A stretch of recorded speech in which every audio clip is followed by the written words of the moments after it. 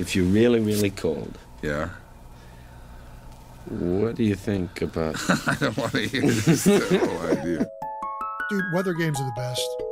They're I'm with annoying you. at the time, but there's something about whether it's rain, mud. Splash around in here. I have today's forecast for you. Hot! Snow. And keep a watch out for that fog bank. It becomes much more a game. Dramatic, yeah. Oh, the frogs falling from the sky. Whoa, that's so intense. It makes the game like magical.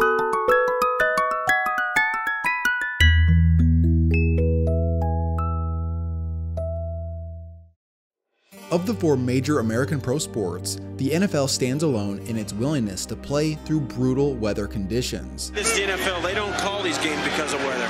You play no matter what. The NBA and NHL exclusively play indoors, and the MLB will call games or use retractable roofs when the conditions become too harsh.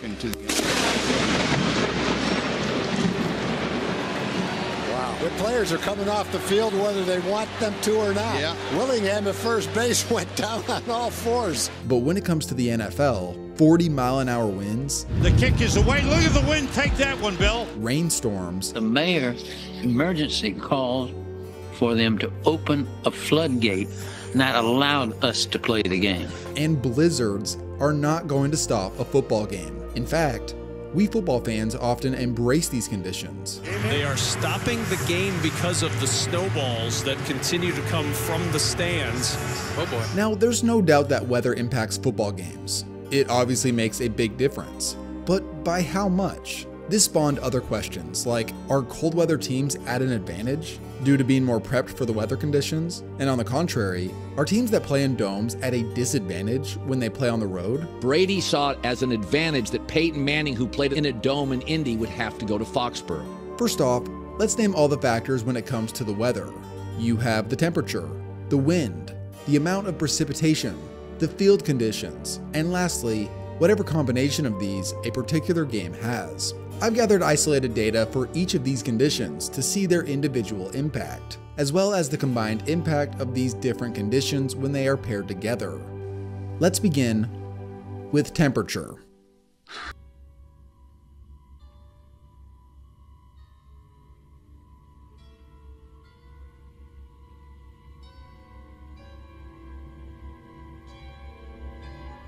Throughout the course of NFL history, the temperature of games has had a massive range, spanning from a scorching 105 degrees at kickoff all the way down to -13 with a wind chill of -48. That was the famous 1967 game known as the Ice Bowl. It's the National Football League's championship game. Jack, your thoughts here as we're moments away from the kickoff. I think it's very cold, Ray. Anyone who's played football knows how brutal it can be to try and survive two-a-days in full pads in August. Your energy is zapped, and you sweat like a pig, which leads to faster dehydration. Nothing like your eyes burning constantly from all the sweat. For all my football players out there, how many of you were sucking down a gallon of water every practice out of one of these things? One of the known effects from hot conditions is that aggressiveness goes up. A study from the Journal of Sport and Health Sciences back in 2016 came to the conclusion that, quote, high temperature leads to increased aggression, and this relationship appears in many areas of life. I'm sure this comes to no surprise to anyone who's done anything in hot conditions. I'm tired of this, Grandpa. That's too damn bad! On the contrary, cold conditions are often miserable. Because your body is trying to keep you warm, it pulls the heat from your extremities, which leads to numbness in your hands and feet. I can't feel my fingers anymore. I lie, they're numb. Ooh. Maybe you should wear these extra gloves. My hands are starting to get sweaty. I know some of you people at home say, man, it's 0 degrees. These guys have no sleeves on. They must be tough. We lather our arms up in Tiger Balm. We have an extra layer of protection. Now we're ready to get out and go out and play some ball. As a former running back myself, there weren't many things worse than a helmet smashing into my fingers in freezing conditions. It's proven that lower temperatures can also lead to more fumbles both in and outside of the pocket, as handling the football is more difficult to do with cold hands. Gonna be intercepted. Oh, it was not. That's tight out there. This is why they always stress big hands for quarterbacks in the NFL, especially in northern climates. The smaller your hands, the harder it is to grip the ball in these tougher conditions. Also, the football itself is harder in the cold. It feels like it's breaking your hands when you try to catch a rocket, and the ball is definitely dropped more often in the cold. However, despite these effects from the temperature by itself doesn't have a huge impact on stats. According to sportsbettingdime.com, since 2010, teams actually scored slightly more in cold games versus warm games, and teams passed the ball slightly more effectively in warm weather and ran the ball for slightly more yards in the cold. But overall, there isn't a huge discrepancy. Now, I see two reasons for temperature by itself not having a huge impact. Number one, the NFL has done a great job to minimize the impact of these conditions. For the cold weather, they have heaters everywhere. I gotta ask, those heaters that be on the sideline, hey, that shit is dangerous. Hey, watch out, watch out. Yeah. My glove melting and shit. Yeah, no, watch out for that. You put out some heat for real. They put out fire. They put out fire. Don't stand too close now. They also have these heated poles to keep helmets warm, and they literally have electric hand warmers now. And number two, when it's not wet or windy, the temperature is really not affecting the game all that much. Take it from former Gopher and Packer running back Daryl Thompson. I wore like thermals underneath, and sometimes you wear nylons. You just embrace the moment and realize it is one of those special, fun moments that you've been waiting for your whole life. Sure, the cold can suck, but if you're like me, I'll often be surprised by what the weather app says the temperature is, despite it feeling pretty mild outside. And that's because there's no wind.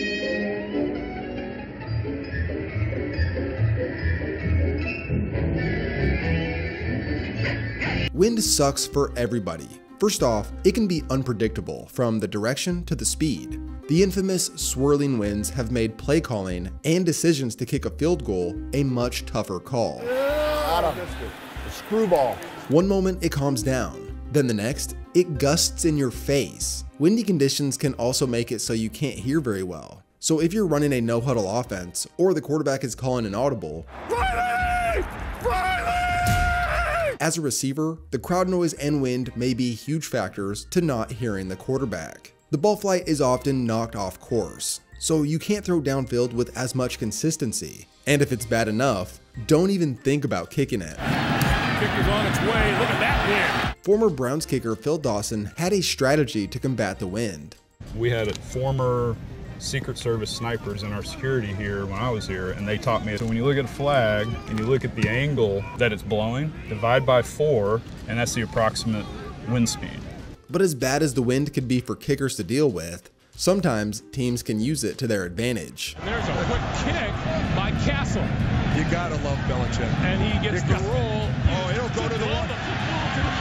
It'll go all the way down. Matt Castle, the best punter in the league today. Now let's take a look at the numbers. Here's a graph of the impact that wind has on offensive production. As you can see, passing production and total points scored have a noticeable decrease the windier it gets. At 15+ mile/hour winds, you lose about a touchdown compared to indoor games, and 4 points from the average game. Also, compared to perfect conditions, teams combine for around 75 less passing yards in 15+ mile/hour winds. Here's another chart to show the more specific impacts of wind on the pass game. These differences become significant, and this is something that coaches are aware of. So if it appears that the game is going to be windy, coaches will often enter the game with a more conservative run-based approach. This is also why teams up north that play outdoors often build their teams around the run game, and overall a defensive culture. It's a more realistic approach to the weather conditions, especially in the colder months, but we will get more into home field advantage later in this video. One last thing on wind. At 20+ mile/hour winds, the average field goal distance drops by about 7 yards, and the conversion rate drops around 6%. In 20+ mile/hour winds, the much shorter average distance should yield an expected make rate of nearly 89%, yet only 77% of those kicks are made. Overall, according to Covers.com, wind has the most significant impact on NFL betting compared to other weather conditions.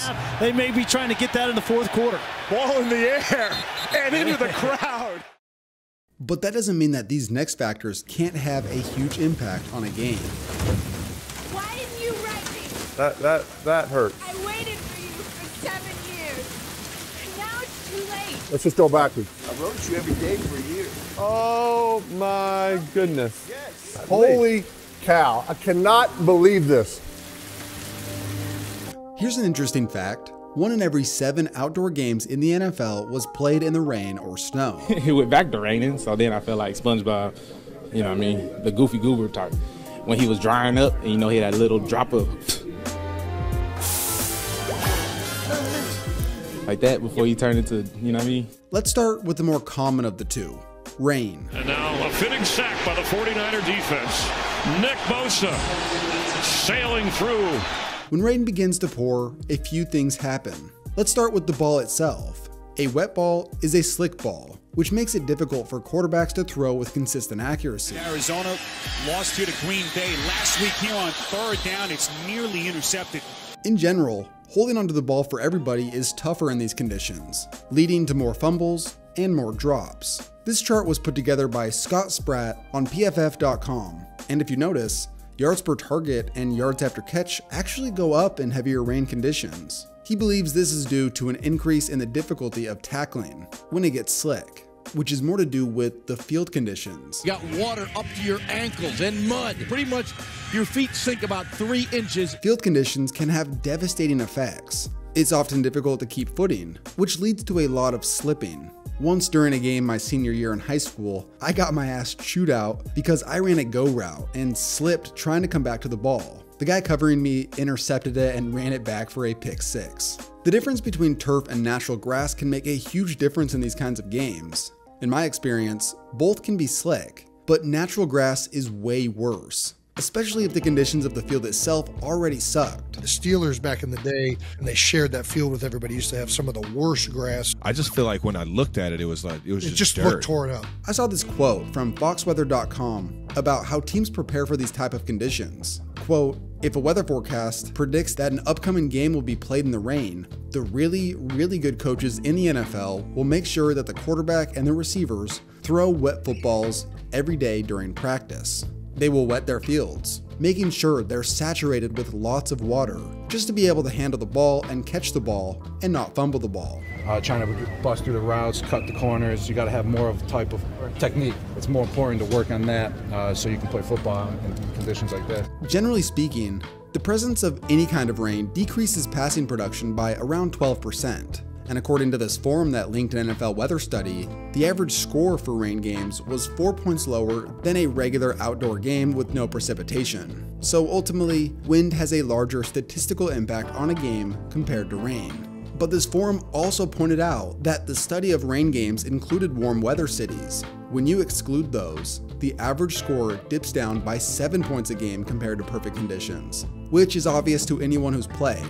Being wet and cold are brutal conditions to try and play a game through without getting too sloppy. But ironically, when the weather gets cold enough, you get possibly the greatest football environment there is. Buffalo Bills have been asking for assistance in clearing snow out of Highmark Stadium. For $20 an hour, as well as some food breaks, many fans jumped to the task. We knew we had to help the team. Just helping out, trying to get this game going. We can't have any more delays. We got to beat them Steelers. I mean, this is awesome. Snow, you got a playoff feel to this game. But it did look like a bunch of 300-pound 6-year-olds coming down the tunnel. Snow and football is a magical combination when you're watching in the comfort of your warm and cozy living room. Actually playing in snow? Now, that's a different story. In Week 18, Patriots running back Ezekiel Elliott played in his first ever game in the snow. The pitch to Ezekiel Elliott, who's got some room.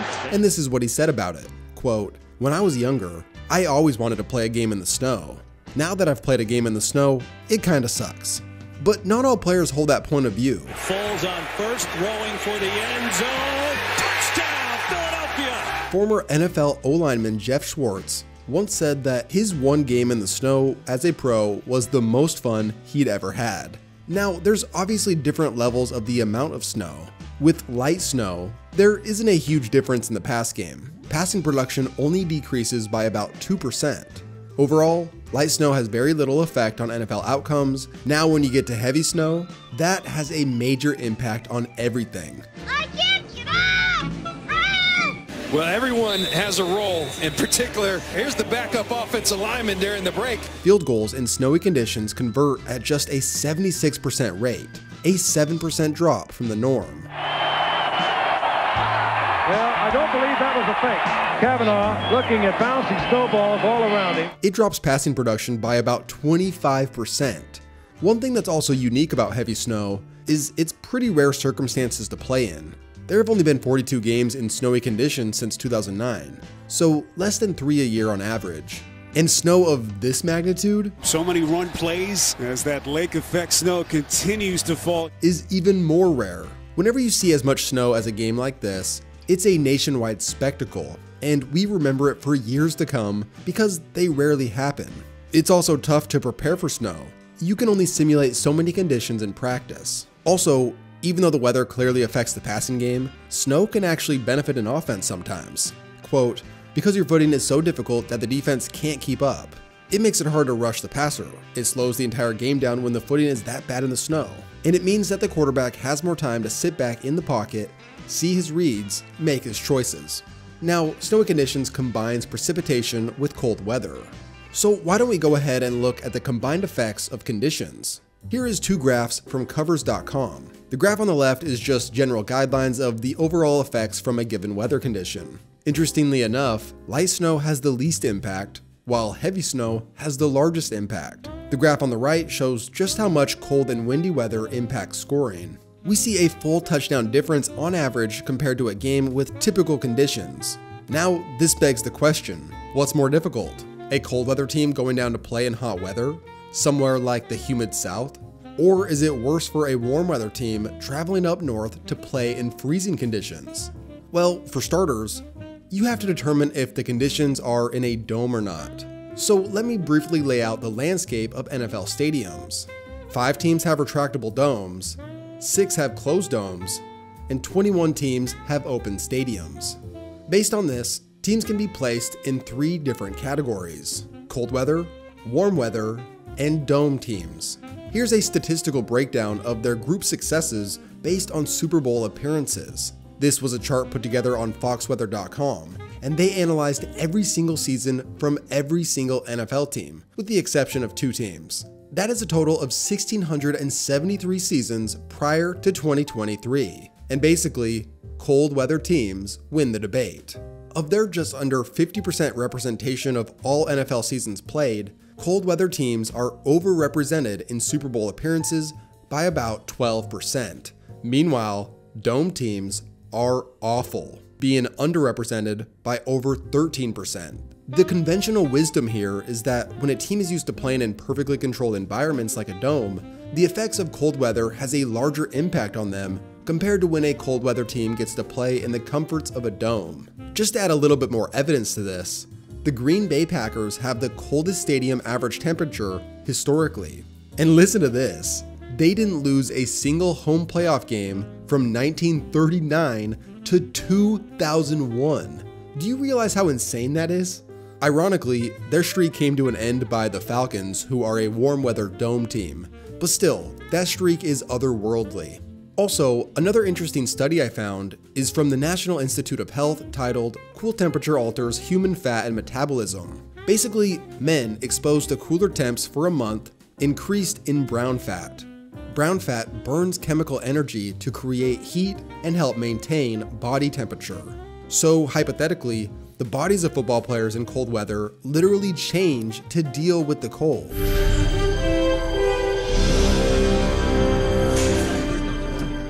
Son of a bitch did it. Now, it's worth noting that this study was done on participants exposed to lower temps for at least 10 hours a night. So if they're spending most of their time indoors in climate-controlled areas, these results may not be as accurate. But I still thought I'd include this. At the very least, there's a toughness factor of having to deal with these conditions on a regular basis. This is why it was such a big deal when Miami lost to Buffalo in the season finale. Because not only did Miami lose the opportunity to host a playoff game, but they also had to go from 80 degrees in Miami to below 0 in Kansas City. This ended up being the 4th coldest game in NFL history, a game with conditions that clearly Miami couldn't adjust to, whereas Kansas City was totally ready.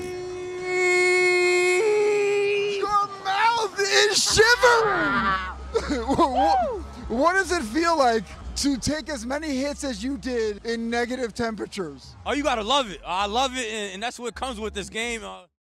Ultimately, from all my research on playing conditions, this is what I took from it all. Number 1, teams perform statistically better in domes than outdoors, but dome teams don't necessarily have a bigger advantage at home than any other team. Number 2, dome teams perform worse on the road than outdoor teams.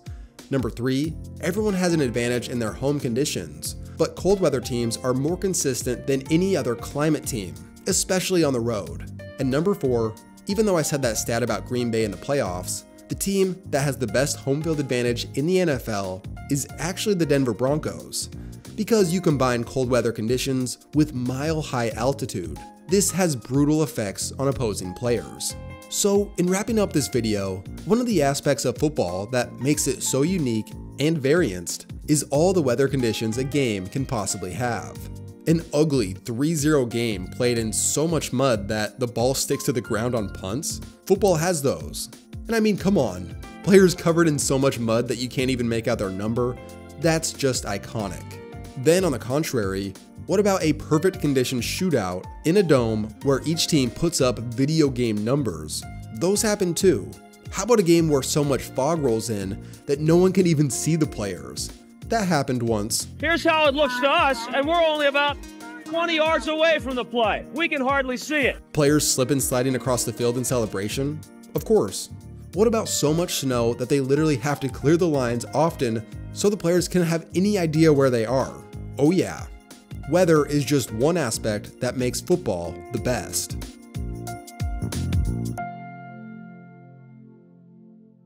Oh yeah, one more thing. Before he retired, the last guy you wanted to face in heavy snow was Shady McCoy. To McCoy. Big hole.